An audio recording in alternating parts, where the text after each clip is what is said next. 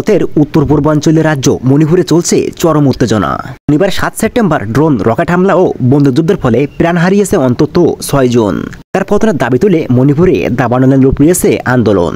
মে মাস থেকে কুকি ও মৈতে জনজাতির সংঘর্ষে উত্তাল হয়েছে মণিপুর। দফায় দফায় সংঘর্ষে ২০০-এর বেশি মানুষ প্রাণ হারিয়েছে। গত এক সপ্তাহে পরিস্থিতি সম্পূর্ণ ভিন্ন।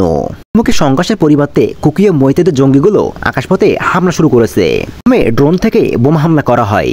৬ সেপ্টেম্বর মণিপুরের সাবেক এক মুখ্যমন্ত্রীর বাড়ি লক্ষ্য করে রকেট চালিত বোমা হামলা করা হয়। ইস্পেল মণিপুর রাইফেলসের অস্ত্র লুটে নেওয়ার চেষ্টা করে একদল দুষ্কৃতিকারী। আর দুই পক্ষই রকেট ছোড়ে। প্রায় দুই পক্ষের ৮ জন নিহত হয়েছে বলে জানানো হয়েছে। সোমবার ৯ সেপ্টেম্বর সকালে ভাইরাল হওয়া এক ভিডিওতে দেখা যায় মণিপুরের শিক্ষার্থীরা সিআরপিএফ জওয়ানদের গাড়িতে হামলা চালিয়েছে।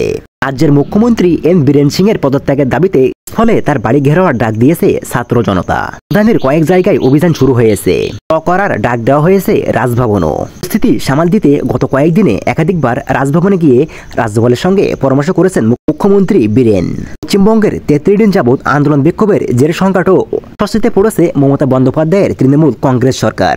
এর মধ্যে মণিপুরে দ্বিতীয় দফায় সংঘর্ষ আন্দোলনে এবার মণিপুর সরকার। দুই সংঘাতের জেরে চরম উৎকণ্ঠায় দিল্লি। মণিপুরে বিজেপি শাসিত সরকার থাকলেও পশ্চিমবঙ্গে বিজেপি বিরোধী শক্তির সরকারের ক্ষমতা রয়েছে। ক্ষেত্রে দুই রাজ্যে দুইভাবে পদক্ষেপ গ্রহণ করছে মোদী সরকার। ভাঙচুর, সহিংসতা, লুটপাট ঠেকাতে মণিপুরের সব জায়গায় ভারতের সেন্ট্রাল রিজার্ভ পুলিশ আর পিএস সেনা মোতায়েন করা হয়েছে। অবস্থা নিয়ন্ত্রণে আনতে কেন্দ্রীয় সরকার সব রকমের সাহায্য করার আশ্বাস দিয়েছেন মণিপুর সরকারকে।